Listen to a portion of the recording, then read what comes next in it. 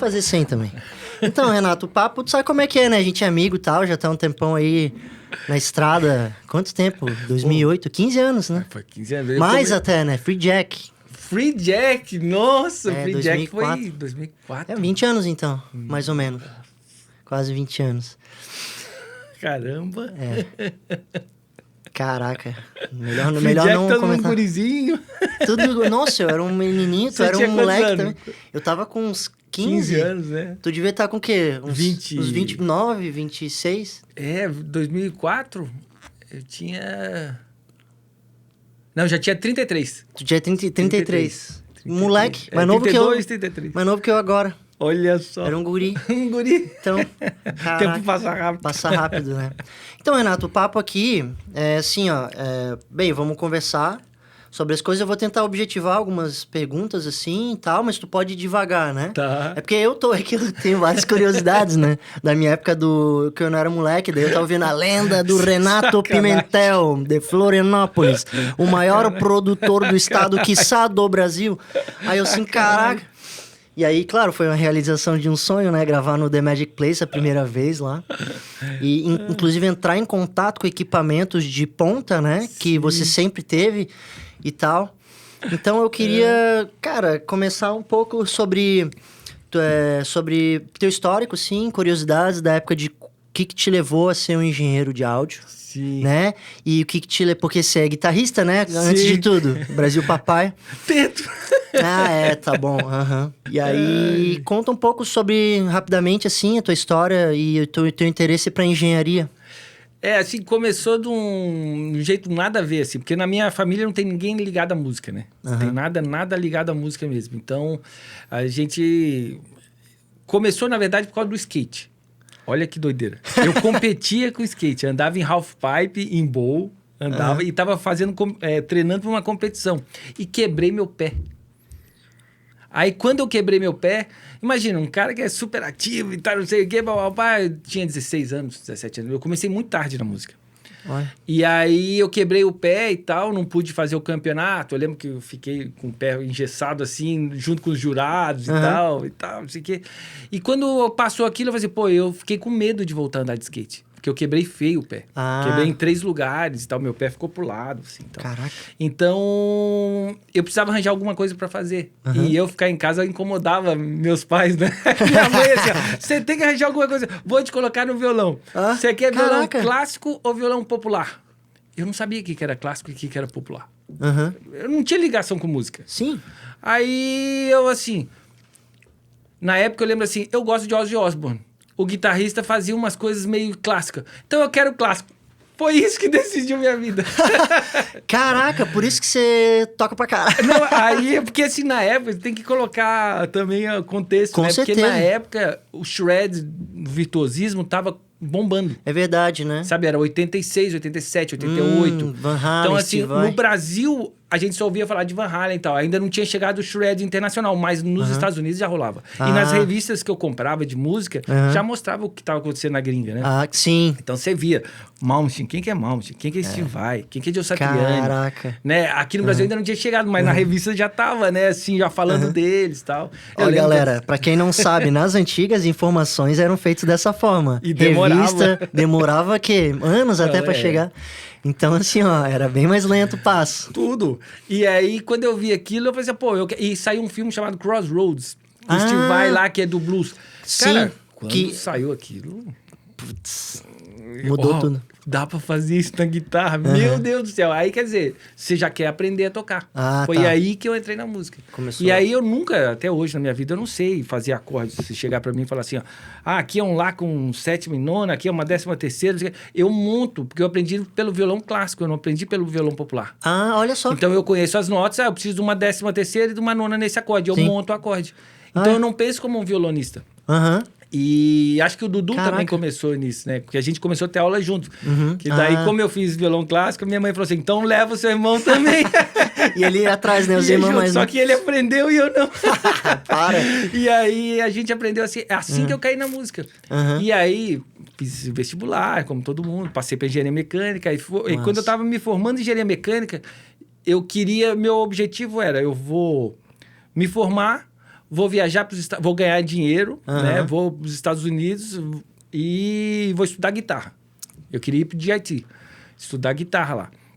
Esse que era o meu objetivo. Aí, quando eu tava no meio do curso, assim... Não, é muito caro o DIT. Eu vi quantos $1.000 por mês lá nos Estados Unidos. É realmente muito caro. E como tava muito na moda na época, por causa do shred, estava mais caro ainda do que agora, né? Caraca. Então, era uma coisa meio impossível. E aí, meio nesse rolo todo ali, a gente chegou e falou assim, bom, vou montar um estúdio de gravação, vou ganhar dinheiro. E aí, sim, com esse dinheiro, eu vou para os Estados Unidos estudar guitarra. Aí eu montei o estúdio, nunca ganhei dinheiro e até hoje tá no Brasil. Fica a dica aí, pessoal. Se quer ganhar dinheiro, monta uma pizzaria, um restaurante. Não, é muito... Cara, é uma entrega gigante, Renato. Assim, ó, se não fosse The Magic Place, eu não sei o que seria da música catarinense, assim, cara. Nossa, caraca. Mas assim, eu tive a felicidade de pegar bastante gente legal lá. Pô, olha aqui. A lista de clientes. Isso aí já é uma lista antiga, né? É uma lista antiga, assim. Tá. 5, mas, 6 pô... anos. Tá, como é que é? O Aquiles Priester, né? O maior batera brasileiro, eu acho, imagina. Metal ali, de metal, né? Pô, como é que é? Gabriel Grossi, Mestrinho. Pô, é muita gente que passou no teu estúdio, sabe? Então, tu fez história aqui na cidade, né? Nem Mato Grosso. Então, cara, e outra, tu é referência nacional já, né? Que isso. Tu sabe disso, né? Já te encontrei na AES, lá em São Paulo. Na AES, já. Então, assim, cara, tu tem muitas histórias, assim, né? Agora, eu queria... Cara, uma coisa que eu tenho... Porque quando eu comecei a estudar engenharia... engenharia não, né? Comecei a estudar áudio, né? Sim. Áudio, eu fui pro IAV e tal. E aí comecei... e eu não achei cursos profissionalizantes que fossem oficiais, assim, ou fossem aceitos pelo como é que é? Pelo MEC. Pelo MEC, né? E tal. Aí em São Paulo eu achei o IAV. Né, do Marcelo Claret. E aí eu fui pra lá, só que eu vi que tu estudou engenharia na UFSC, né? Sim. Tu é formado em engenharia o quê? Sou engenharia mecânica. Engenharia mecânica. E aí depois tu foi fazer... Eu comecei um mestrado em vibrações e acústica. Vibrações e acústica. E na UFSC tem esse curso, como é que funciona isso? É que assim, a engenharia da UFSC aqui, ela é muito bem falada, assim. Ela é considerada, assim, as top da engenharia na América do Sul, sabe? América Latina até. Ela é bem... E o Instituto de Acústica é um dos top no mundo até. Caraca. Então é muito forte a acústica aqui. A gente aqui, o problema até foi esse. Por ser agora, lógico, já passou muito tempo, eu não sei como é que está lá atualmente, né? Mas quando eu estudei lá, era muito avançado, mas assim, avançado tão demais que eles não ligavam para música. Olha só. Porque aí eles faziam sonar para submarino nuclear. Tá. Sabe, tá. A gente trabalha para outros países. Tipo, a gente que desenvolve aqui o sonar para o submarino nuclear, sei lá, dos Estados Unidos, Caraca. da Rússia, sei lá, de qualquer país, eu não lembro os países. Não fazia ideia. Mas que você trabalha com coisas muito grandes para fora. Então é aquele negócio do conhecimento no Brasil ser utilizado fora. Que porque massa. tem muita mente legal aqui. Mas daí as coisas daqui... Eu ia trabalhar com carroceria de ônibus, isolamento de carroceria de ônibus, ou de controle de barulhos de eletrodomésticos. Sim. E não era o que eu queria, sabe? Eu tava querendo pegar esse estudo da acústica com a música. Claro. E aí eu fiz todas as disciplinas práticas e saí no final. Não fiz a tese de entrega. Porque assim, eu já estava fazendo muito projeto acústico. Sim. Então, como eu já tinha o conhecimento todo de engenharia, a parte de cálculo, a parte de dimensionamento, tudo, eu pegava os conhecimentos fora. Aí eu comecei a comprar livros gringos, né? E aí, como é que eles faziam os projetos lá? E comecei a estudar, porque eu já tinha o conhecimento que precisava. Sim.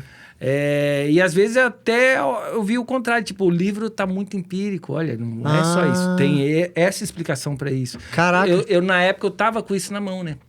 Então eu fui me aprofundando nessa parte. Pô, que massa, que massa. Pô, e tu vê, né, a música te levou pra esse caminho. Né?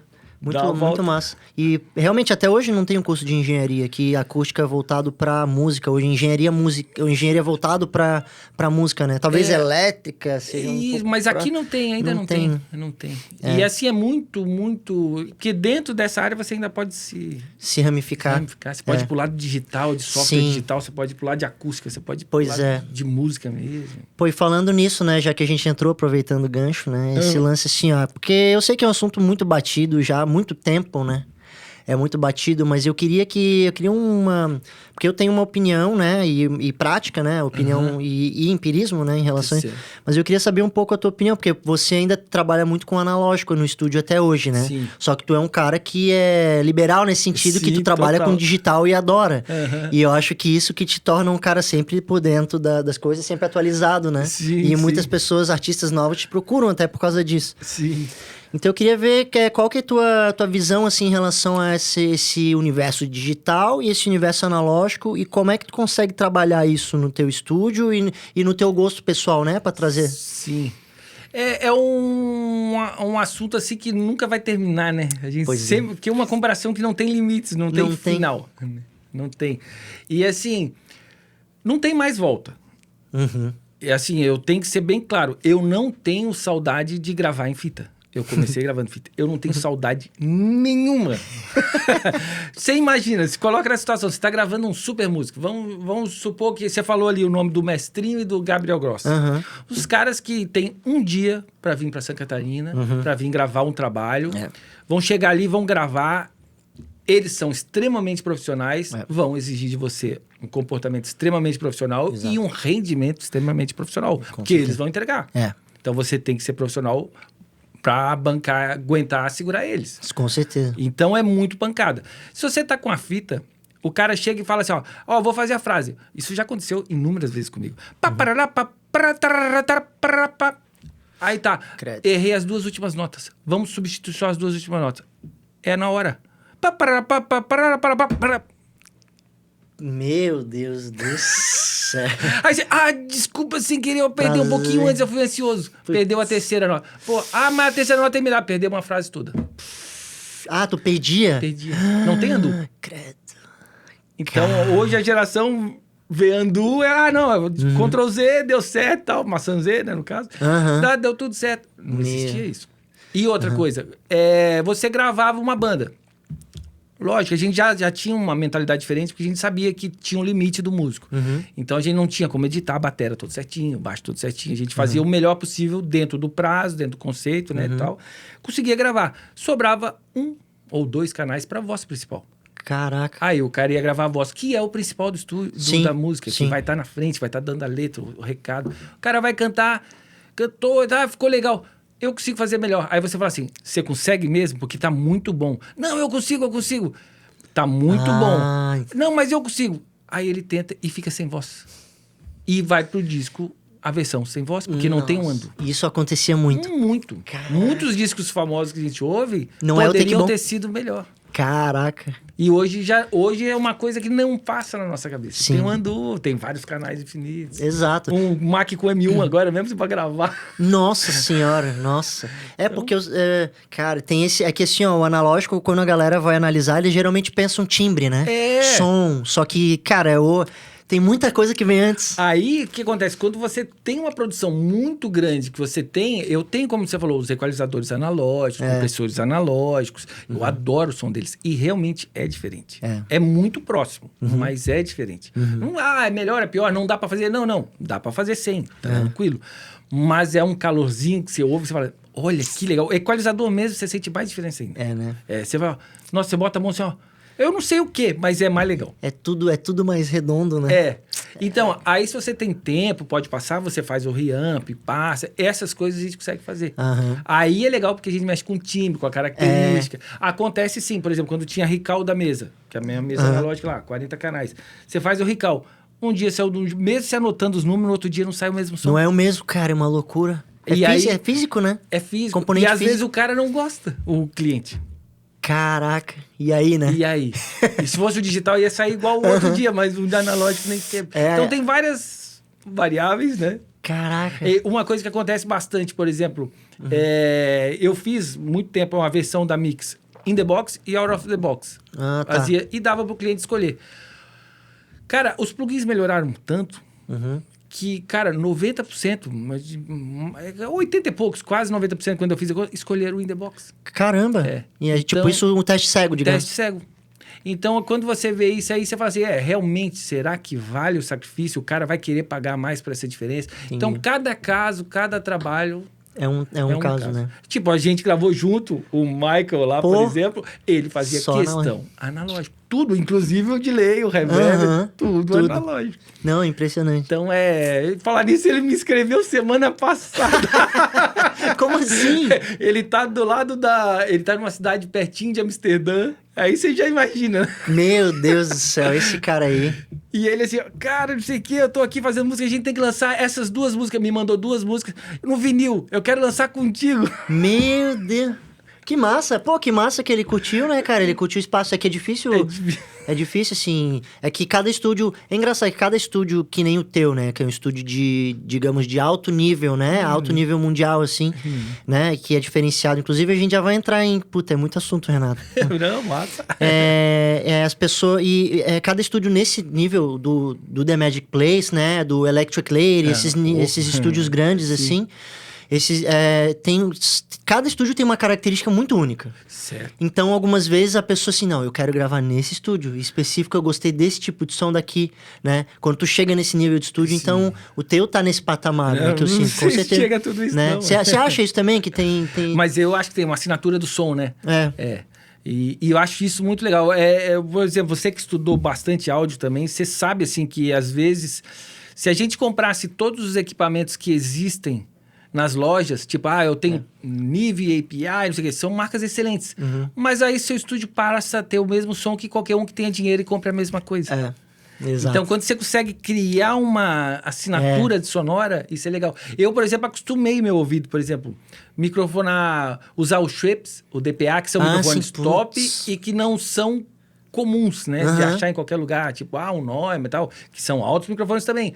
Mas você vê muito menos Schweppes e DPA no mercado. É verdade, é verdade. E você liga ele num pré, que é uma versão baseada naquele nível que você gosta, mas com uma coisa que tem do API, que também é legal, não sei o quê. Então, isso te dá uma assinatura que nenhum violão vai ter o mesmo som. É que é muito único, até chegar na DAW ali é muito único. Muito único. Então, essa é a parte analógica que eu acho fundamental. Né? Que se a gente usasse um simulador de pré na placa, não seria a mesma coisa.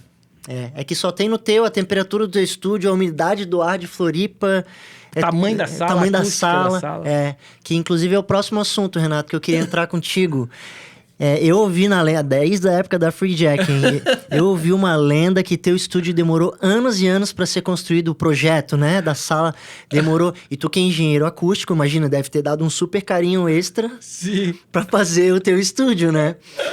Que vai ser, pro resto da vida. E realmente, o teu estúdio tem um som, um timbre muito único. Tanto é que a Camerata, orquestras gravam lá, né? Fora pianistas, Zago, né? Pianistas incríveis, o Eduardo, né? Como é que é? O Dudu, que veio de São Paulo aquela vez. O de São Paulo, não, do Eduardo Rio. Frias. O Eduardo, né? Então, monstros gigantes já gravaram lá. Então, tua sala, que nem tu falou, né? Dá conta desses monstros chegando. Como é que foi o processo de construção da tua sala, assim? Me conta. Assim, a construção do estúdio, tudo começou com meu pai, né? Assim, tudo que tá lá é por causa do meu pai. Porque bem na época que eu me formei e estava estudando, o meu pai, ele se aposentou da Odebrecht. Ele era engenheiro. Então, aí veio uma grana de terminar, né? De trabalhar, de aposentadoria e tal. E ele falou assim, Renato, você realmente gosta disso? Porque eu já tinha um estúdio no centro, já estava gravando para a Universidade Federal, já estava fazendo umas coisas. Era uma salinha bem pequenininha aqui no centro. Legal. E era a garagem de uma senhora, assim, bem na Irmã Benvarda, ali no centro. Já nem existe mais o prédio. Que né? massa. Então, aí quando começou isso daí, aí o pai falou, você realmente acredita nisso? Você é o que você quer mesmo? Porque você é engenheiro formado, você não quer trabalhar na área de engenharia. Eu já tinha trabalhado um tempo na Eletrosul como engenheiro. E eu falei assim, não, pai, eu quero seguir essa área aqui mesmo, tal. Por isso que eu fiz o mestrado e tal, papapá. E aí ele falou assim, então vamos investir na obra. Então faz um projeto. Massa. E a gente começou fazendo o projeto do estúdio. Aí o que demorou não foi o fazer o projeto. O que demorou é porque na época não existia software de computador. Você imagina, isso foi em 98. Caraca. 98.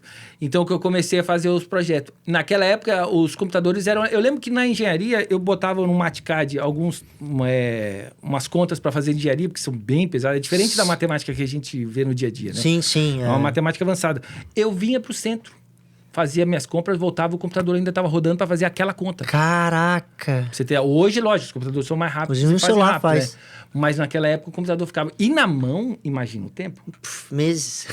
E eu fiz na mão. Ah, Porque a maioria das coisas eu não tinha o software, não tinha como pagar um software que tem na universidade. meu Deus, Renato. Então eu tinha que fazer na mão ou fazer alguma coisa. Então era muito na mão. E todo o desenho era na mão. Caraca. Isso que demorou. Então você fazia... Imagina um comportamento de acústica, por exemplo, numa sala, você estudou isso, você sabe, é quase como um gás. Sim. É aleatório. Então você consegue várias formas de pensar de como distribuir som. Mas assim, tudo pode. Uhum. Então, é infinito o número de cálculos. Então, Sim. você tem que definir parâmetros e utilizar aqueles parâmetros. E, no caso, eu fiz isso na mão, por isso que demorou. Renato E assim, Pimentel. e eu baseei num estúdio gringo Aham. que eu tinha visto, porque eu não vou inventar a roda de novo. Claro, né? claro. Então, eu vi um estúdio gringo, eu não lembro o nome do estúdio, eu lembro que eu pesquisei nas revistas e tal, falei, ó, esse aqui eu gostei, tinha bandas grandes gravando Legal. lá. Peguei mais ou menos o conceito e tive que adaptar para os Claro. materiais, que aqui não existia gesso acartonado.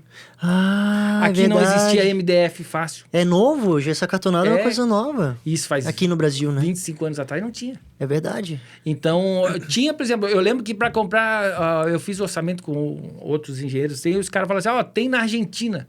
Imagina, trazer gesso da Argentina. Nossa, Então, eram umas coisas...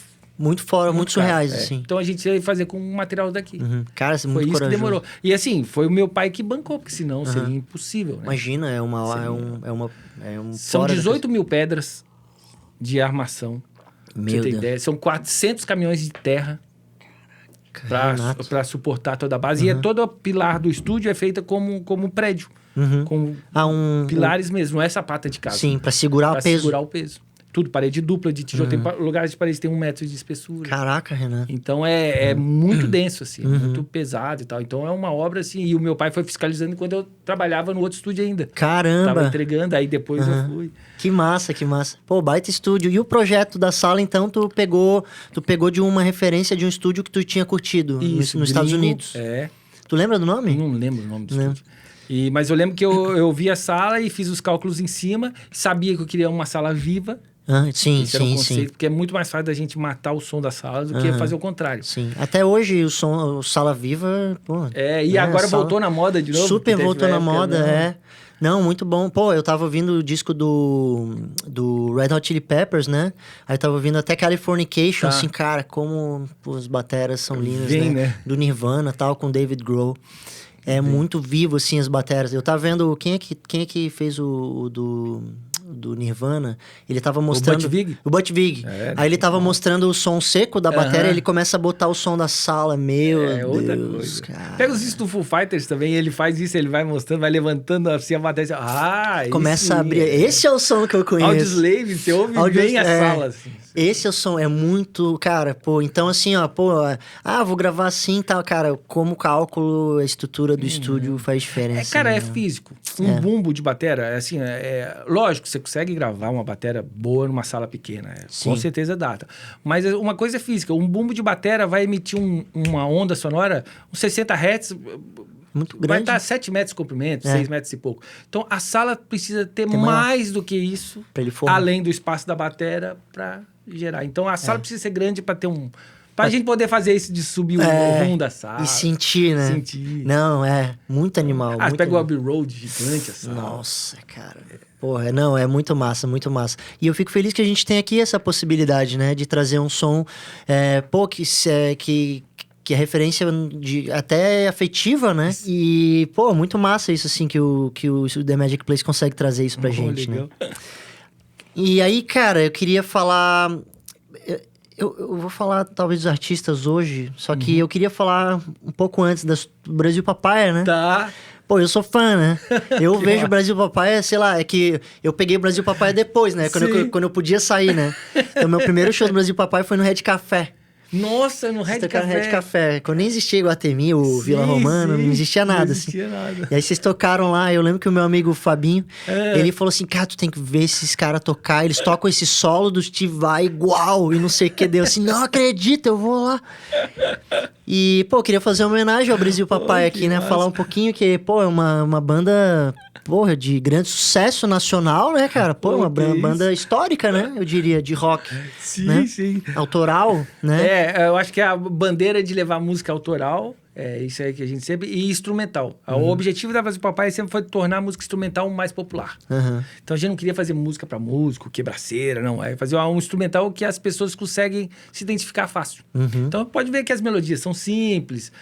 Até às vezes pode ser difícil de tocar, mas no geral, assim, é um som fácil de ouvir. Não é para ser, tô quebrando tudo. Não. É uma coisa mais direta mesmo. Não, mas é muito gostoso ouvir o Brasil Papai, assim, cara. Vocês fazem músicas quase pop, mas não tanto. Mas não, pero no mucho. Pero no mucho.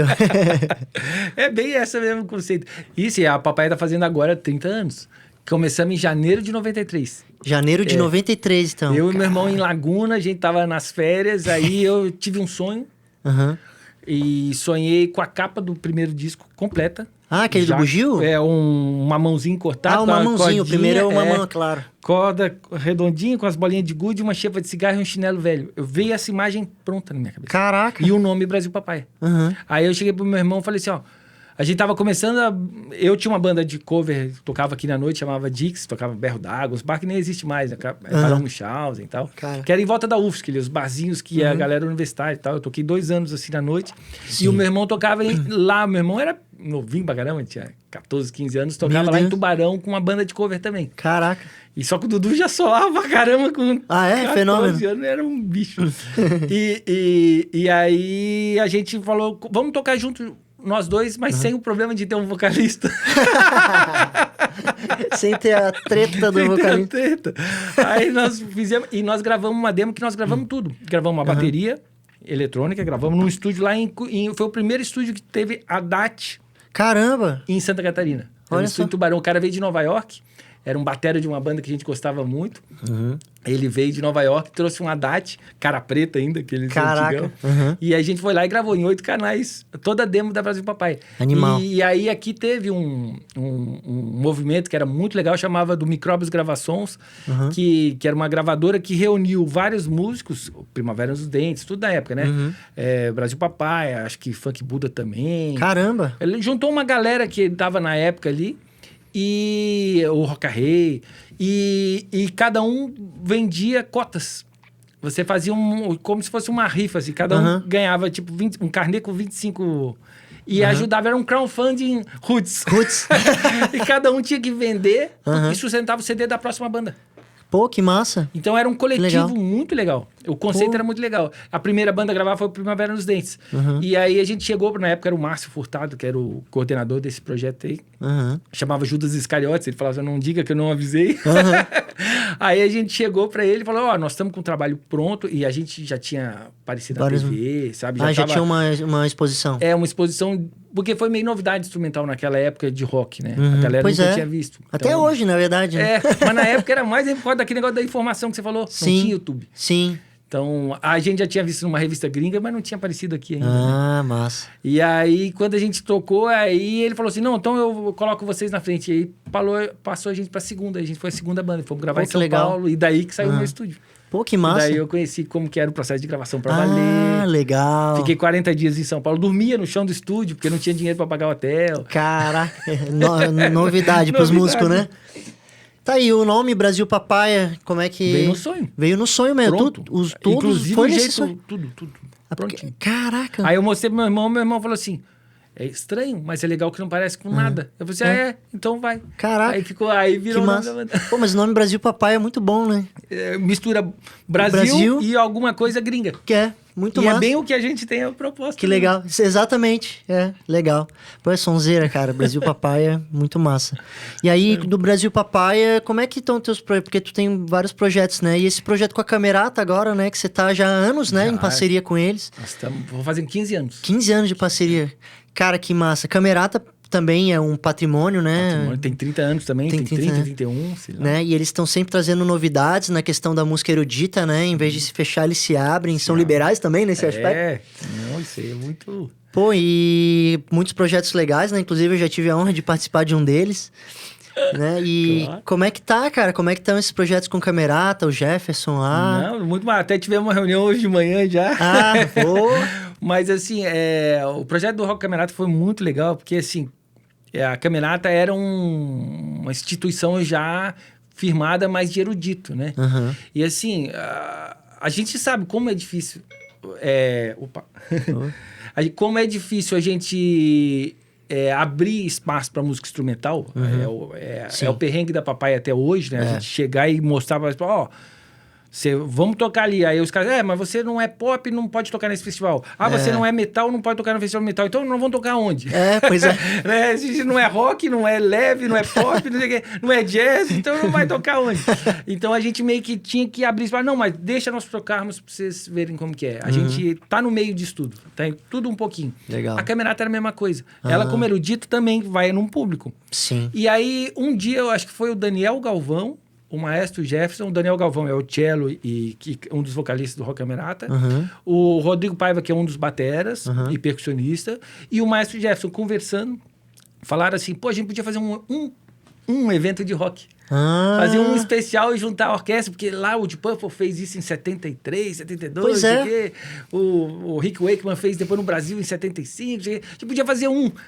Beleza, aí eles assim, mas o público nosso não vai gostar, vai falar que é muito barulhento, não sei o quê. Então, vamos fazer de graça. Fizemos o primeiro de graça, porque a gente achava que ninguém ia. E a banda era o Brasil Papaya? Não, era só eu e o Dudu. Você e o Dudu.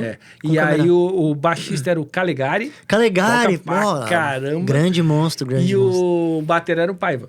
Nossa. E aí, imagina, tocamos Ozzy, tocamos um monte de coisa pesada que assim, eu e o Dudu tava acostumado, mas o resto da banda e da orquestra não tava Claro. Né?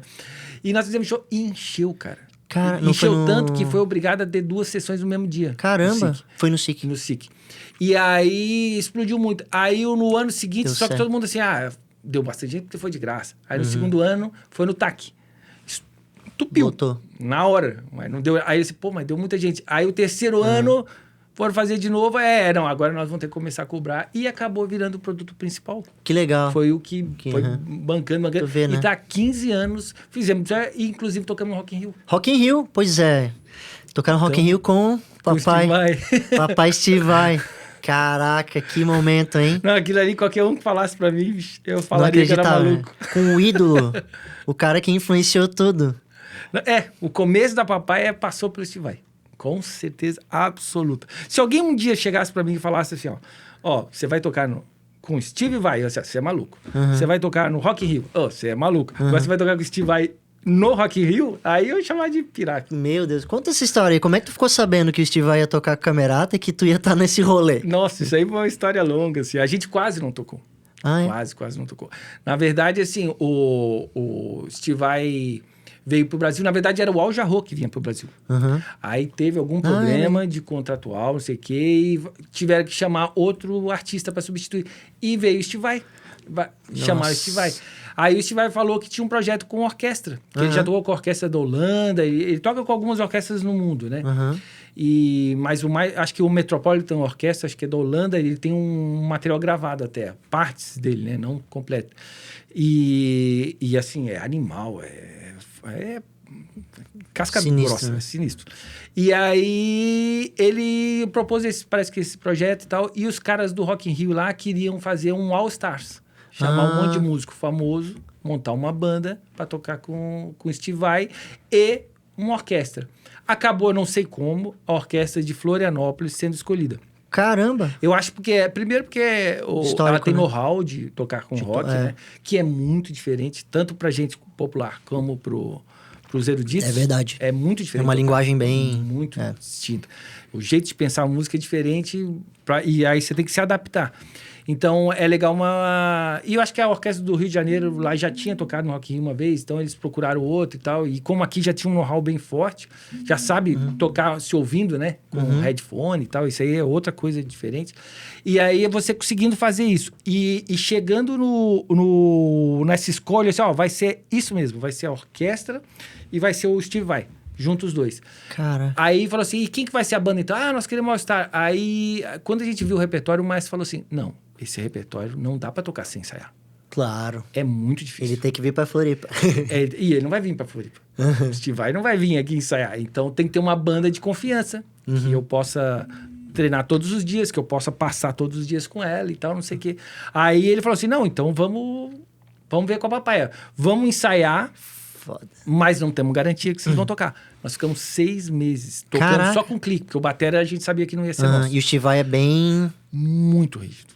Muito hits. O batera que tocou com a gente chama Arno Van, não sei o que lá, é um holandês, que é o batera que toca com o Steve Vai em todos os eventos de orquestra. Ele criou o metrônomo junto com ele. Não. Não, aí o batera. aí nós assim, quem que é esse cara? Vamos pesquisar, não sei o quê, porque o batera do Vai é muito fera, né? Aí nós Sim. vamos ver. Aí nós pesquisando, pô, esse cara já tocou com... Caraca, assim, todos os jazzistas famosos, top, ele já tocou. O cara era um O gigantão. cara é um gigantão. E, nossa, o cara é muito bom. E, tem uma entrevista dele sobre um negócio de bateria. Não sei o quê. Aí ele falando assim, não, eu já toquei um monte. Por exemplo, eu toquei com o Herb Hancock. Aí, geralmente, eu toquei com tal, não sei o quê. Aí, Meu Deus do céu. Mas, aí o cara assim, mas qual foi a gig mais complicada pra você? Foi quando eu toquei com o Steve Vai. Aí nós, meu Deus, sobrou pra nós. Caraca. Porque daí ele falou, não, o Steve Vai anota tudo. Esse tom, essa tom...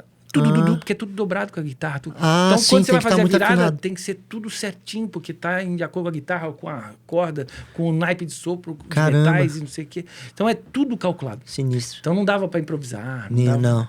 Então, aí a gente saiu pra caramba. A gente só ficou sabendo que ia realmente ser a banda um mês antes. Caramba. A gente saiu 5 meses pra valer. De preparação. Como sparring da orquestra. Que massa. A gente ensaiava sozinho, porque as músicas eram muito complicadas, botava um clique e tocava sem melodia e só com clique. Caramba. Então era pam, paraná, paraná, Meu Deus. pam, pam, tará, só a banda assim. Tará, que com a melodia fica tudo muito mais fácil. Sim. Né? Você sabe pra onde vai. Não, Sim. Então a gente realmente estudou. Cravou mesmo. Então, porque a gente sabia que ia ter um pepino. E assim, a gente conhecia a fama do Vai, que assim, se você tá lá, ele não gosta de analfabeto musical, tem que saber ler. Tem que saber ler. Porque ele passa escrito as coisas. Ah, tudo escrito. é tudo O escrito. arranhão da guitarra era escrito. Caraca, como é que consegue escrever umas coisas assim? Não, as grades eram gigantes, assim. Caraca. Todas as músicas. Tudo escrito. E assim, tem coisa que é xilofone dobrando com a guitarra do Dudu que dobra com Vai. Meu então Deus. não tem como... Sim, não tem como fazer diferente. Não tem. É. E assim, você chegar pro cara e falar assim, eu não consigo fazer. Não, eu faço. Ele faz aqui nas costas, né? Sim, Então, não imagina. Ele é o mestrão, né? então a gente, eu e o Dudu, como instrumento dele, não podia falar nada, né? Sim. Era tipo, faz aí. Faz. Se você tá aqui é porque você consegue. Sim, só isso. Então a gente estudou pra realmente acontecer isso. Que legal. Se a gente tá ali, a gente tem que estar pronto. Que legal. E Claro, foi nesse esquema. que massa. Muito profissional, assim, um profissionalismo de referência. Muito. E assim, aconteceu que o dia que a gente viajou pra lá, que foi uma história massa. Ah, é? A gente saiu daqui 6h30 da manhã, pegar pro aeroporto, a orquestra, quase toda, porque a gente foi um pessoal do Paraná, um pessoal do Rio Grande do Sul, um pessoal do Rio e de São Paulo. E juntou todo mundo lá, que eram 60 pessoas na orquestra. Nossa Senhora. Mais a banda. Mas assim, o grosso, a orquestra, do grosso da orquestra e a banda era toda daqui de Floripa. Que massa. Saímos 6h30, pegamos o avião, chegou 10 horas mais ou menos no aeroporto de São Paulo, deu problema no avião. Tivemos que ficar 2 horas no aeroporto esperando. Aí entramos no outro avião. O avião tava com problema de novo. Caraca, Ficamos mais um zica. tempão sem ar-condicionado dentro do avião. Tipo, mais 1 hora. Chegamos no Rio de Janeiro 5 da tarde. Meu 5h30, assim, quase. Sem almoçar, sem tomar fome, banho, sem nada. Sem nada, cansado. Estressado. Chegamos lá, ligamos pra produção do Steve Vai e falamos assim, podemos ir pro ensaio, tipo, 1 hora mais tarde, que tinha ensaio naquele dia, das 7 à Sim. meia-noite. Das 6 à meia-noite. Pode chegar, porque nós chegamos 5h30 no aeroporto, agora assim, não, combinado 6 horas, é 6 horas. Caraca. Aí nós, então vamos Relógio lá em direto, inglês. sem comer, sem nada, sem Meu passar em hotel, Deus sem do nada. céu. O dia inteiro viajando. Chegamos lá, aí, beleza, então vamos. Os instrumentos foram desviados, foram pro outro aeroporto. Um foi pro Galeão, o outro foi pro Santos Dumont. Meu Deus. Isso tudo no dia do ensaio, um dia antes do Rock in Rio. Que zica, cara.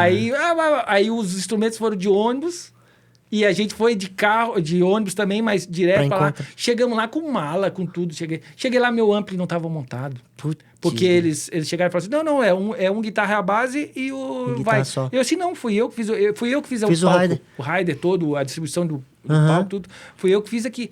Mostrei pro maestro, ele aprovou e o vai foi. aprovou. Aham. Então, aí chegou lá, não, aqui, ó, tem 2 o cara. É mesmo? Isso Vocês não tinham lido o 10 Rider? minutos antes. Aí eles você vai tocar então com o reserva do vai. Se der um problema, você devolve. Lógico. Claro, né? Eu vou tocar o base. Eu vou tocar, é meu. É meu. Aí levou, montamos lá. Cara, Legal. eu tava terminando de ligar na tomada, o vai chegou. Você suando, Nossa. não deu tempo nem de pensar. Meu Deus, foi tipo time. Uma atrás da outra. Caraca, se não for assim também não vai, né? É melhor que seja assim. A papaya tem isso. A papaya fala, quando a gente vai ensaiar, se tá um sol bom pra caramba pra ir na praia, coisa assim, é porque o ensaio vai ser bom. Se tiver chovendo, você ia ensaiar, não. Tem que estar na corrida, tem que estar sacrifício de alguma coisa. Pô, que massa. Eu não sabia dessa história aí, cara, do Camerata no Rio de Janeiro. Altas histórias. E aí, cara, eu queria que tu falasse um pouco do Beluga Discos, que é teu selo, né? Sim, sim. Pô, e aí já emendar com artistas atuais, a tua visão, como é que funciona, mas a gente entra. Fala do Beluga primeiro, sim. Tá. O Beluga, ele tá um pouquinho adormecido agora, porque teve essa transição da pandemia que meio que parou tudo, né? Sim, sim. Mas, assim, na verdade, o objetivo do Beluga é conseguir reunir músicos que precisam de uma visibilidade um pouquinho melhor, sabe? Que são muito talentosos, que já têm uma visibilidade legal, mas que às vezes é muito difícil você se vender. Você sabe que um trabalho é muito bom, o cara chega e fala assim, acredite em mim, eu sou bom. É complicado. É muito. Então, eu, como coletivo, é mais fácil de eu empurrar. Você, eu tenho aqui, vários artistas bons. Olha, todo mundo que tá aqui é porque é realmente bom. Que massa. Não tem ninguém meia boca aqui. Então, aí é mais fácil eu convencer alguém para contratar aquele músico, sabe? Ah, legal. Então, era um pouco nisso. Para participar de festival, para participar de até de, tipo, a distribuição na Trator. E ser uma distribuição mais facilitada. Sim, algumas vezes até com uma gravadora mesmo. Com uma gravadora. Né? Legal. Para entrar num filme. Que então, massa. isso ajuda. Ele nunca me deu dinheiro, o Beluga, sabe? Ele, retorno financeiro, eu ainda estou no negativo. Porque eu tive que pagar... São Paulo mudou as leis, tem que pagar o imposto antecipado na época. Ah, tá. Então, na época de CD ainda. Então, até hoje, o que eu paguei para os CDs dos caras tá na FINAC. Por exemplo, o Beluga permite isso, colocar CD na Americanas, na FINAC. Ah, que massa. Sabe? Coisa que o artista sozinho... Imagina, não tem...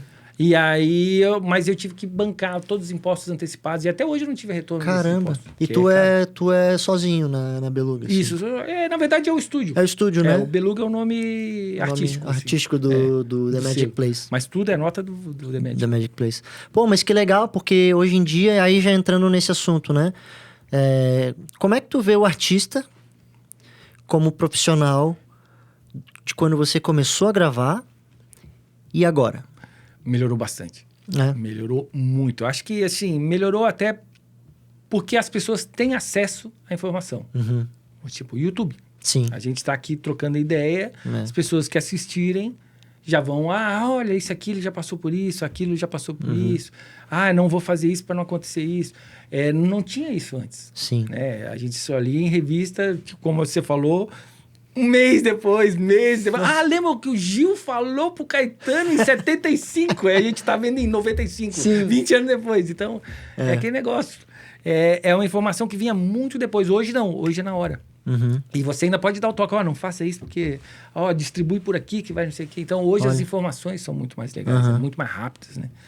E aí você vê o nível de profissionalismo muito maior. Que legal. As pessoas sabem que elas precisam ter um produto que seja apresentável, que tenha que as pessoas têm que se identificar com aquilo, que tem um nicho. Antes, às vezes, eu via muito artista que fazia e deixava para o mundo. Tipo, sim. Assim, aí não vai em lugar nenhum. Não vai. Porque ninguém vai te achar, né? É como pescar num lugar que só tem um peixe. Você fica num lago gigante e até aquele peixe resolver... aparecer ali do lado. Pode ser nunca. Nunca. Então, hoje já está bem mais fácil de lidar com isso. Assim, legal, você já vê que o legal. pessoal... Consciência até dos direitos autorais, de SRC, hoje já está tudo muito mais... Que massa. As pessoas perguntam mais, sabe? Antes eu tinha que explicar para todo mundo, você vai ter que fazer isso, porque era... mas eu não acredito nisso. Eu falei, não, mas faz, porque assim, se começar conosco, sendo profissionais, é muito mais fácil de todo meio ser profissional. Sim. Primeiro você tem que acreditar em você. Né? Se você acredita na sua música, se você acredita no seu trabalho, é muito mais fácil das outras pessoas acreditarem também. Agora, se você faz de meia boca, os outros vão... Vai virar tudo assim. Vai virar tudo a mesma coisa. Então é um pouco nisso. Assim. Pô, que massa. E tu acha que, mas no trabalho prático do estúdio, assim, como é que tu tá sentindo os artistas também? Tu acha que eles estão... porque tem aquele lance, né? Nas antigas, o músico o take era o dedo do músico à mão. Hoje em dia é edição, sim, né?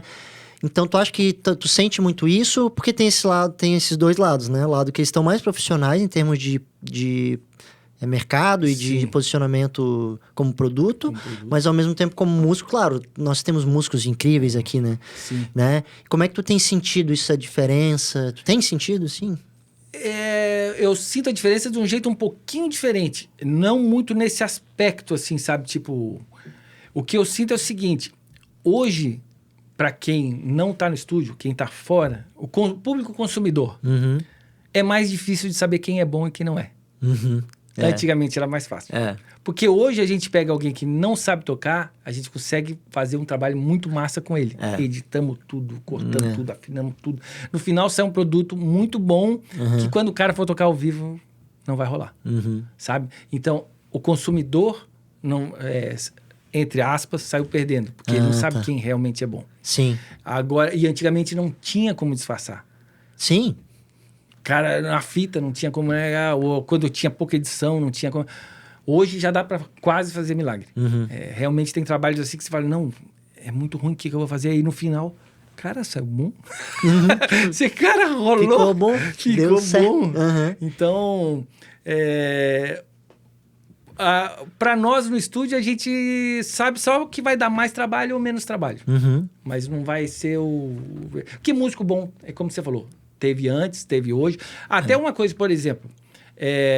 você falou o começo da Papaya. Quando a gente começou lá, a gente ouvia o Satriani, o Steve Vai, não sei o quê. Cara, a gente via aquilo, a gente não tinha videoaula para aprender, não tinha nada. A gente tinha que ficar no ouvido tirando um monte. Quando a gente conseguia chegar perto daquele som, o cara tinha que ter estudado muito. Hoje, já tem um vídeo do YouTube do cara ensinando em velocidade lenta. Você pode baixar a velocidade lenta. Quer dizer, em 1 hora você faz 4, 5 meses que você faz em 90 e poucos. É você faz em 1 hora. Né? Então, hoje, assim, esse consumidor que está aprendendo, ele acha que o Joe Satriani, ou que hoje, sei lá, pega o Abasi, por exemplo, o guitarrista mais moderno, assim, mais atual, que ele chegou no estúdio e fez aquilo de primeira. Sim. Não saiu foi? Pronto, são muitos tempos de preparação. Muito tempo de preparação, muitos takes, até ele fazer aquilo do jeito que ele gosta, bababá. Só que daí o cara já vai aprender achando que aquilo e ele se obriga a tocar aquilo em um take. Então o nível vai subindo muito. Ah, entendi. Então hoje os guitarristas fazem coisas que nem sonhavam fazer na época do Vai do Satriani. E hoje os caras já estão fazendo, moendo. Porque eles aprenderam em cima de uma coisa já pronta. E o nível cada hora vai subindo muito mais, né? Sim, olha só. Então tipo, o cara do Dream Theater, o cara é um monstro. Mas hoje já tem um monte de gurizinho fazendo o que o cara faz de um take. Meu Deus. Porque os caras aprenderam aquilo, viram como que é nota por nota, treina e agora Meu Deus. Já é verdade, porque tu tinha que interpretar muita coisa, né? Que não podia baixar a velocidade. Tem que desenvolver, né? Desenvolver. Cara. Hoje é muito... Então começa a ficar assustador, assim. O nível tá muito alto. Começa a surgir os Jacob Colliers da vida. Começa... Cara... o cara que tá assistindo o Jacob Collier hoje, imagina o próximo Jacob Collier. Sabe? Ele não é o limite. Não é. Ele é o começo de uma próxima. Caraca. E aí começa a ficar assustador, porque o cara já é um monstro. Sim, tipo, além de muita compreensão de muita gente. E vai ter alguém que entende ele, vai estudar e vai ficar mais ainda. Então você fica assim, meu Deus, aonde vai parar, né? Caramba, e a inteligência artificial ajudando ainda aí que vai longe. Putz, seres humanos vão virar robôs. Caraca. Pô, massa, não tinha... Legal essa visão, Renato, que massa. Eu queria... Tu me contasse, assim, uma história que tu tem na cabeça, assim, do estúdio, uma coisa bem inusitada, assim, tipo a história do Michael, né? Uma história bem que foi do estúdio, né? Falando agora do The Magic Plays, assim. Uma história legal, assim, que tu acha, que tu lembra. Cara, tem muitas histórias. É que tem um monte de história que é complicado de dizer, porque envolve muita gente, né?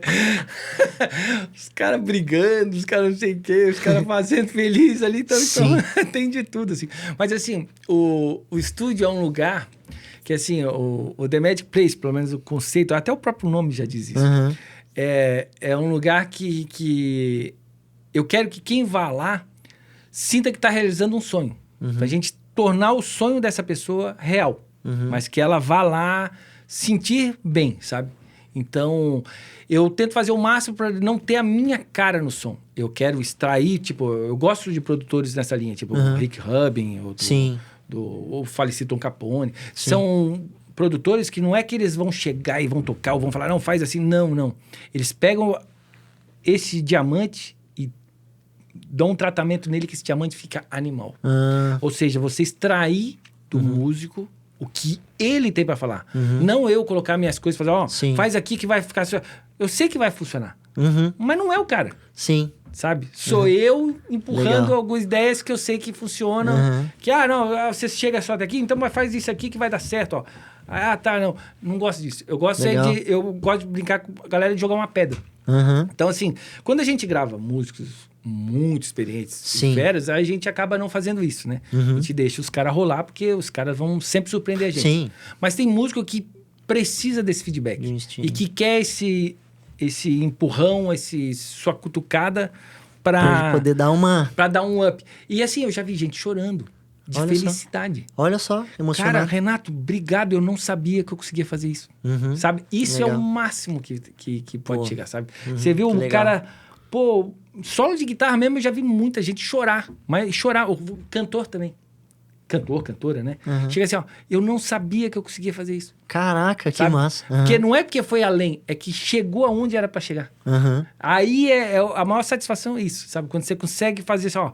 Porque você sabe que tem uma hora que chega no limite. A gente não vai Sim. fazer um guitarrista virar um Malmsteen de uma hora pra outra. Claro. Não. O cara vai chegar até ali assim, ó. Pô, mas tá bonito. Isso aqui tem estilo. Que legal. É o que é massa. Você não precisa ser um virtuoso. Você precisa ser bom na música, vai. Ser verdadeiro na música. Essa que é a mágica. Essa É que o é The a Magic Play. Aí esse que é o objetivo. Então, Que legal. então tem muitas histórias nesse caso, assim. Que massa, que massa. É verdade. O Merlot, né? Passou por isso pra caramba, né? O Melô até Pô, a gente hoje extrai- todo mundo fala. Até hoje, muito né? Na massa. rádio e tal, né? E a própria Free Jack, né? Pô, a gente extraiu experiências que eu tenho, assim, né? Que massa. Então, Free Jack faz, ó. Faz tempão, pô. Mas dá pra ver, assim, que é verdade. Sempre, as minhas experiências que eu tenho no estúdio, sempre me senti muito na liberdade artística, assim, de ser quem eu sou ali, né? Legal, E eu acho que essa mágica todo mundo tem, né? Se procurar bem, isso dá a oportunidade de achar essa mágica. E é a essência do músico, né? Essa mágica dele ali... Ó, se você compôs uma música em casa, é porque ela significa alguma coisa pra você. Talvez você não saiba executar ela do jeito que você queria, mas você tem uma vontade interior muito grande. Como é que a gente transforma isso em realidade, sabe? É esse que é o objetivo. Que massa. E aí não precisa de grandes coisas. Às vezes, pouca. Várias vezes eu já cheguei pra Sim. banda e cortei música. Falei, ó, Caramba. essa música não encaixa. Vamos tirar fora. Não é por esse caminho. Mas essa aqui que você não dá nada, é um musicão, cara. Tira esse instrumento tudo, vamos fazer só voz e piano. Ah, mas Renato, não sei o que. Vamos. Cara, virou outra música. Sim. Aí o cara fica feliz. Você Sim. fala, olha que legal, eu não sabia que tinha. Porque ele não dava nada, porque ele tava tentando usar a mesma fórmula de outras naquela. Sim. Sabe? Então, Tu é tipo um guia, assim, também, a algumas gente vem vezes. de fora, sem se apegar, né? Não, é muito bom, isso faz toda a diferença, cara. Não, eu acho assim que eu gostaria de sentir isso se eu estivesse gravando, sabe? Essa que era a Que ideia. massa, que massa. O cara que bom. conseguir te dar uma direção sem te podar, né? Sem Tipo, não, impor faz ideia. assim, essa tua ideia não vai funcionar, aquela coisa, tipo, calma aí, vamos ver, né? Vamos Pô, ver. porque até se onde todo vai. mundo fizesse o que todo mundo imagina, nunca teria um sucesso.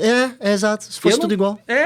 Eu não tenho um prazer, tipo, é assim, até chato falar, mas eu tenho certeza que você me entende porque você trabalha com áudio. Eu não tenho muito prazer de chegar e ficar ouvindo música. Chegar assim, vou botar música aqui, vou ouvir, eu quero ouvir essa banda e tal. Sim. Eu não tenho muito prazer, porque assim, eu sei como a linguiça é feita. Então a gente sabe todo o processo que tem. Mas uma sensação que me dá, que eu adoro, é quando eu ouço alguma coisa e me surpreende. Sim, cara. Pô, isso aí é a melhor sensação, né, cara? Cara, que legal. Putz, por que eu não tive essa ideia?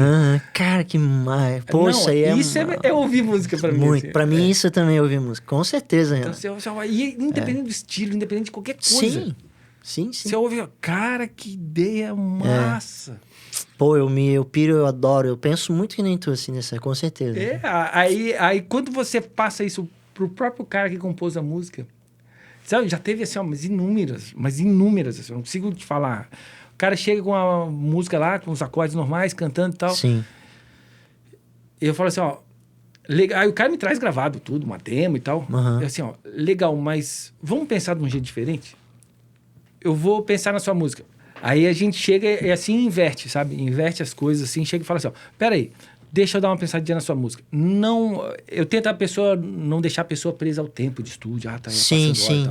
Não, Acho pode que, ir pra casa Eu acho que, inclusive, o esquema que você faz é bem mais bem resolvido. É uma diária. É uma diária, Uma diária. Não, e às vezes eu chego pro cara e falo assim, ó, vamos parar aqui, vai pra casa, eu vou meditar sobre sua música aqui. Sabe? Ok. E eu penso... E às vezes vem um insight assim, ó, pô, e se ele já que ele gosta muito de tocar desse jeito, de fazer desse jeito, se eu pegar isso lá... E eu mesmo tento entrar na cabeça dele, imaginar como ele pensaria e mostro no dia seguinte. Cara, às vezes não tem absolutamente nada a ver com a demo. Normalmente não tem nada, Sim. mas nada. Às vezes Vai nem pra os outro acordes, outro caminho. Mas quando o cara ouve, o cara fala assim, nossa, era o que eu imaginava e eu não sabia.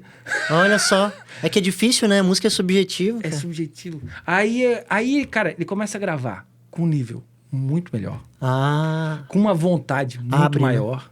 E com essa sensação que a gente tem de ouvir uma música e ser surpreendido, ele fica surpreendido com ele. Então, você vê a pessoa sentindo isso, é muito legal. Porra, é muito ele legal. Assim, nossa, olha aqui. Que nota tá foda. Só o Puta, cara começa a ficar assim, sabe? Porque ele começa a gostar dele. Então, ele começa a se acreditar. Que massa. Aí é mais fácil das pessoas acreditarem. Pô, com certeza. Porque ele tá se acreditando. Pô, muito precioso esse serviço, né? Esse serviço que o Renato propõe. Não, mas não é eu. Acho que todo produtor devia fazer isso. Com certeza. Sabe? Devia extrair do cara e fazer com que ele gostasse do que ele faz. Com certeza. Porque, assim, tem, lógico, gravações que são burocráticas, tem gravações que são de registro, mas tem gravações que são de explorar o músico, né? De tirar. Nossa, eu tô batendo. Não, tá de boa. Tô explorando, tipo assim, o que o cara tem. Sim. Se ele, às vezes tem gente que é mais fechado, vai, não, Renato, eu quero assim e tal. Aí a gente até deixa gravar e depois fala, e grava desse jeito. Aí ele vê assim, pô, realmente, Renato. Então volta tudo, vamos apagar tudo aquilo, vamos fazer de Algumas novo vezes é isso também. Porque o cara tem que estar atento, tem que estar aberto, cara. Se o cara tá fechado, pra que o cara tá fazendo ali, né? Quem tá perdendo tempo ali. Tá perdendo tempo. É verdade, é verdade. Pô, mas é muito precioso isso aí. A arte, pô, porque algumas vezes a gente tá no... A gente acha que o músico não acontece com isso, né? O músico, o produtor. Mas algumas vezes a gente entra muito na burocracia, cara, do trabalho. E a gente deixa a arte um pouco de lado. E a gente esquece que a mágica, né? Tá toda na arte da coisa. A gente se separa, assim, por entrar nesses trabalhos burocráticos, né? Da produção. É exatamente isso aí. Mixagem, cara. Você também mixa pra caramba, você sabe. Eu já, no começo, eu fazia mixagem com o artista. Agora eu falo assim, não, eu preciso estar sozinho. É uma improvisação. Pô, total improvisação. É uma improvisação. Assim, se eu fizer daqui uma semana o mesmo disco, não vai sair igual. É o que eu estava sentindo, aonde eu estava imerso. É uma fotografia daquele momento. Tem as técnicas, tá? Lógico, toda a matemática envolvida, todo o conhecimento técnico envolvido, mas o guitarrista também tem e sola diferente. É a mesma coisa. Então, se eu mixar um disco um mês depois, vai sair diferente. Se eu pegar... E a gente nunca está satisfeito com o que a gente faz. Sempre que a gente vai ouvir, sempre vai querer melhorar. Como músico, é a mesma coisa. Só que você tem que aprender a largar. Chega uma hora e fala, sim, não acaba... É a fotografia. Pô, que massa essa visão, mixagem assim, porque tem a discussão, né, do mixador entrar como com direitos conexos, né, nos fonogramas e tal, existem porque ele dá um toque artístico final, né, em alguns casos muito grandes. Né? Algumas vezes define o sucesso da música ou não. Né? Então, o trabalho de mixagem realmente é uma coisa que ainda, até hoje, né? Que engraçado, se discute isso, né? Não sei nem... Não tem como entender, né? Não tem como entender, porque é uma coisa que é óbvia, assim. Ele vai influenciar o trabalho artístico. É que eles estão com a cabeça ainda daquela época dos anos 60, que o cara vai de jaleco e só faz levantar o volume, não sei o que.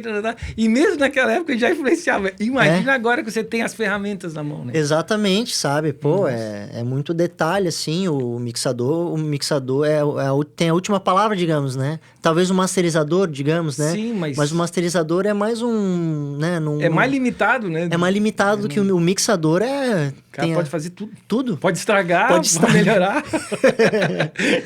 Exatamente, sabe?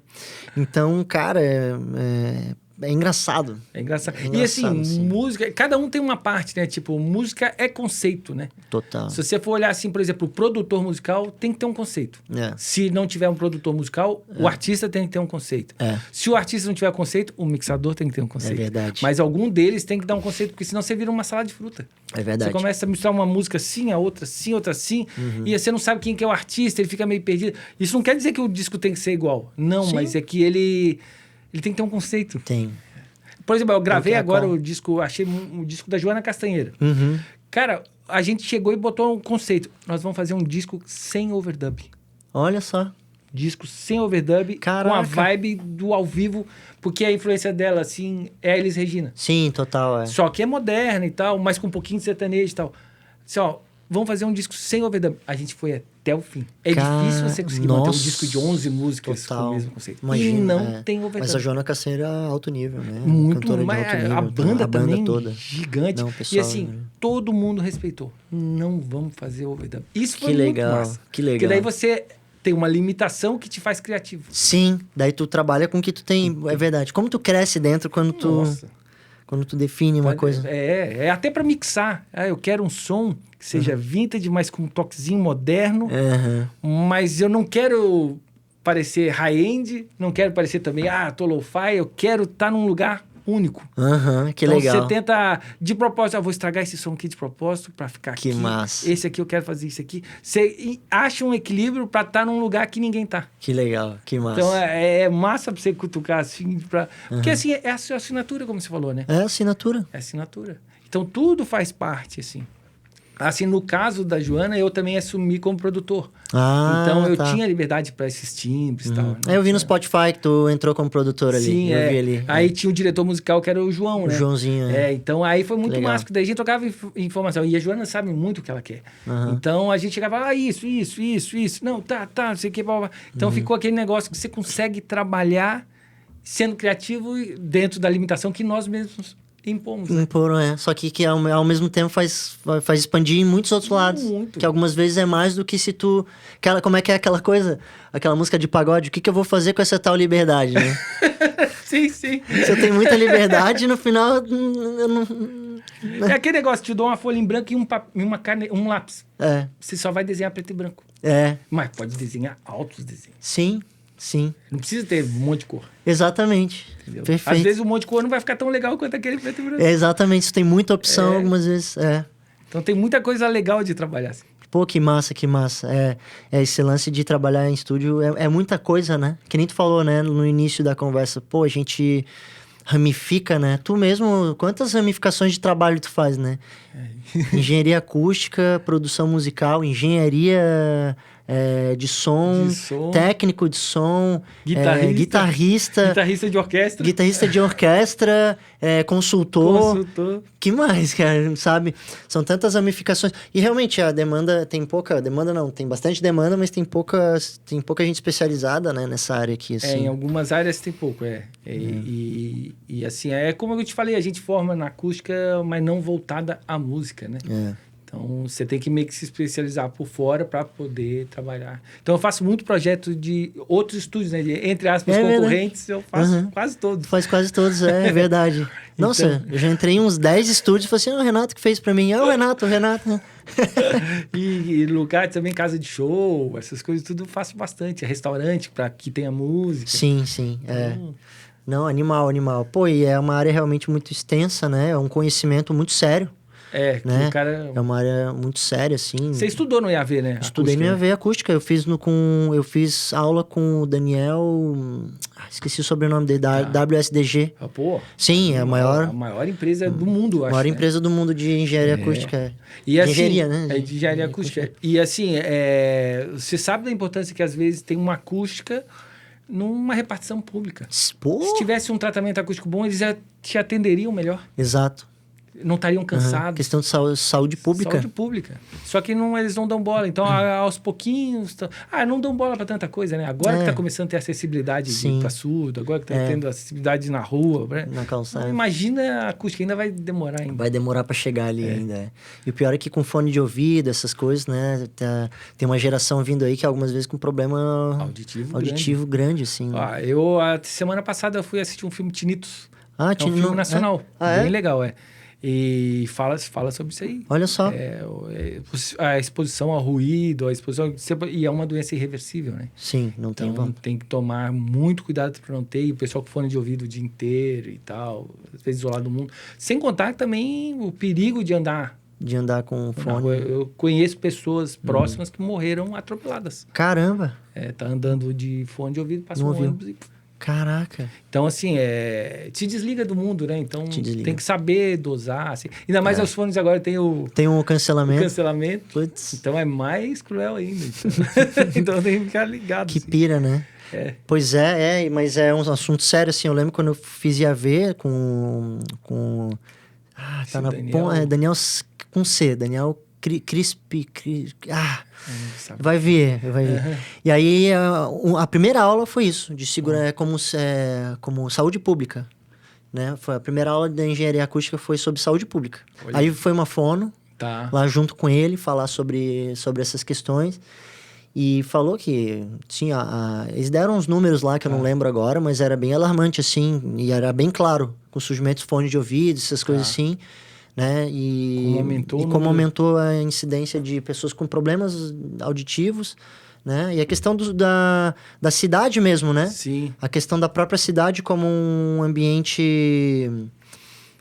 um ambiente agradável, assim, de bem-estar, né? De bem-estar. De bem-estar mental, psicológico, tudo.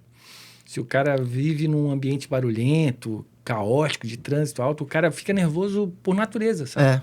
Mesmo sem ele querer, o cara... Isso influencia no modo de vida dele. Aí o cara vive na frente da praia, tranquilo, mar tranquilo. O Pink Noise, né? O Pink Noise o tempo inteiro tá lá, só que, ó... Pink Noise for sleeping. Não, é sinistro. Daí, Renato, pra finalizar, assim, também eu sei que tu tem teu horário, né? Sim, não, Pô, obrigado, né? Pô, eu que agradeço, né? Pô, obrigado. Cara, pô, é uma honra, assim, cutucar teu cérebro, né? Parabéns pela Zub aí, que é Pô. fantástico. O estúdio, o projeto, tudo tá muito bonito aqui, muito legal. Pô. Estrutura muito massa. Pô, obrigado, Renato. parabéns Pra mesmo. mim tu é minha referência, tu Que sabe isso? disso, né, cara? Pô, então tá mal.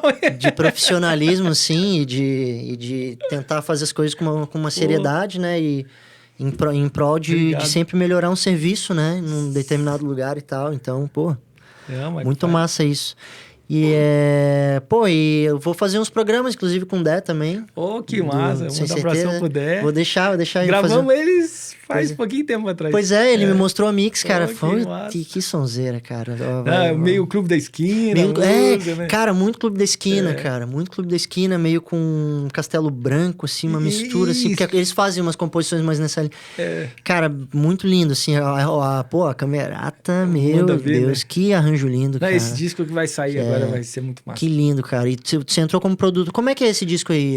Esse disco Conta aí, são- então, né? Tem vários discos. Eu gravei 2 discos grandes da Camerata agora. Um foi o Elas, Putz, que maravilha. as Ao 12 vivo. intérpretes ao vivo. E aí eu mixei, assim, Que elas lindo, cara. quebraram tudo, arranjo animal, a banda animal, a orquestra fantástica. Então, Fera. disco muito massa, com o Fernando 30 por segundo filmando e tal. Putz. Aí, animal. Foi assim, foi um trabalhão a mix, que é bastante coisa ali, Imagina. né? Com a orquestra sempre é tudo superlativo, né? Nossa. E aí tava no meio do disco também da Joana, do César, Meu que é de Belém do Deus. Pará, que é outro jeito de pensar, sabe? Uma música com os ritmos de lá. Caramba, que É massa. outro Que legal. planeta e tal. E aí entrou esse disco aí, 10 artistas diferentes com orquestra. E assim, você sabe, como produtor, você sabe, cada artista pensa de um jeito. São 10 que pensam diferente. Parece que você tá fazendo 10 discos. É o tempo inteiro assim. É, sério. são 10 discos diferentes, você imagina. Só a orquestra que é a mesma. Mas o resto muda tudo. Caraca. Aí teve esses lances, por exemplo, de você... aquilo que você falou de mudar a música. O François Molecá, por exemplo. Ele foi gravar lá, ele disse, não, eu tenho que gravar voz e violão, não sei o quê, papá. Puxa, Renato, mas... eu não queria gravar voz e violão.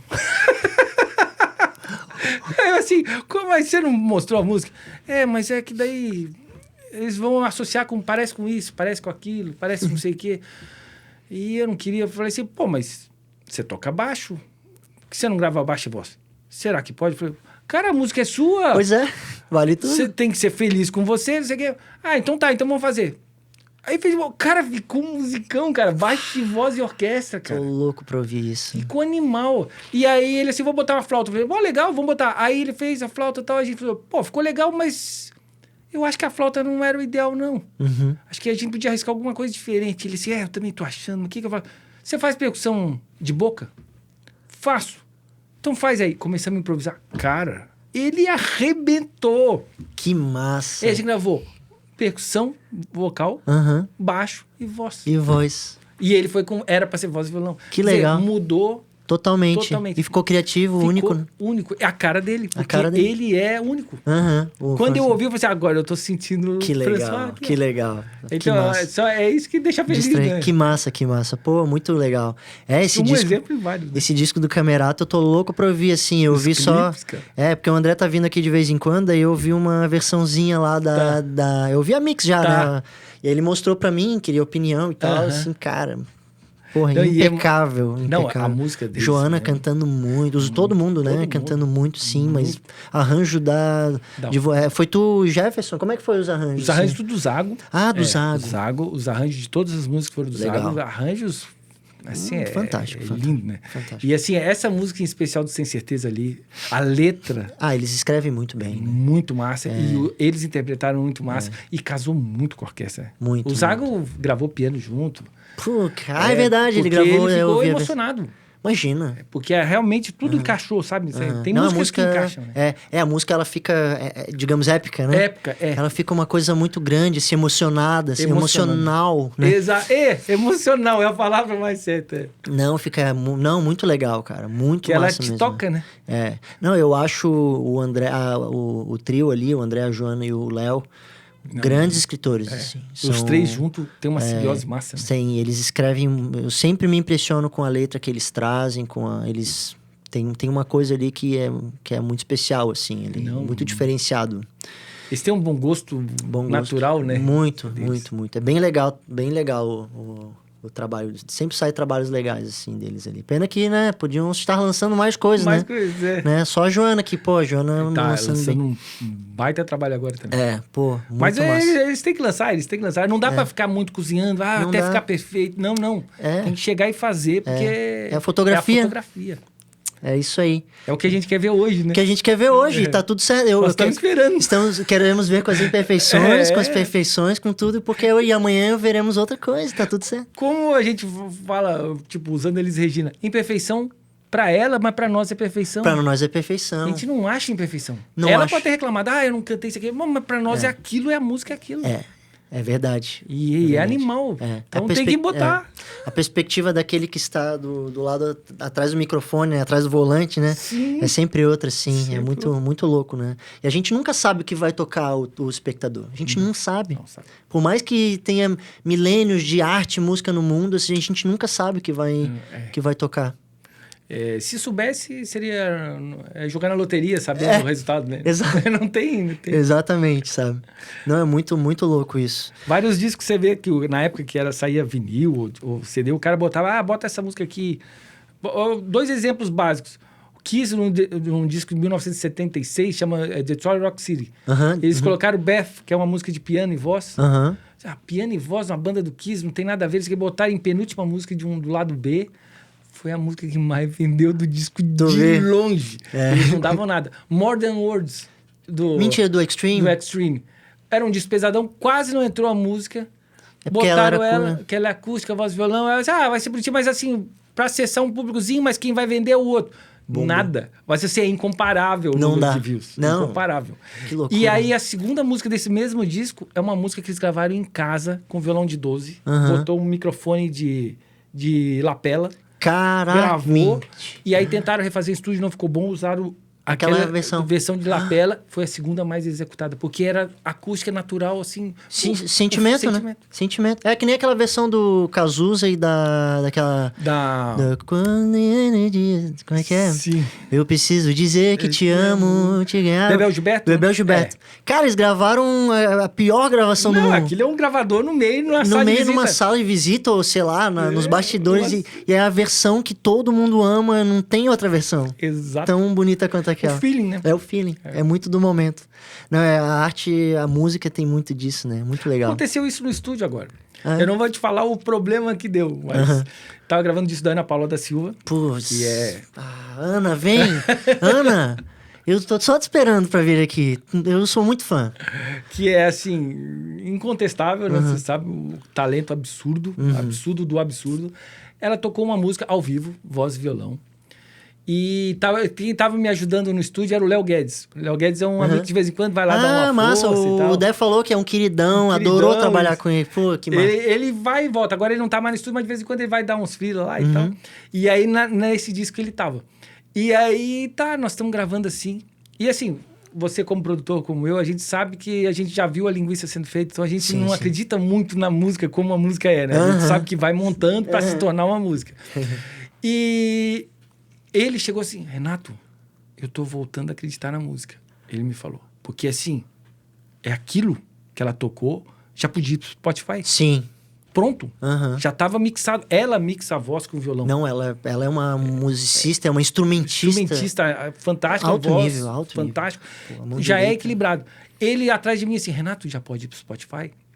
Aí, quando ela acabou de tocar uma música, que eu acho que eu não posso falar porque não saiu o disco ainda, mas é um cover de um famosão, que eu achei muito melhor do que o original, mas assim, incomparável com o original.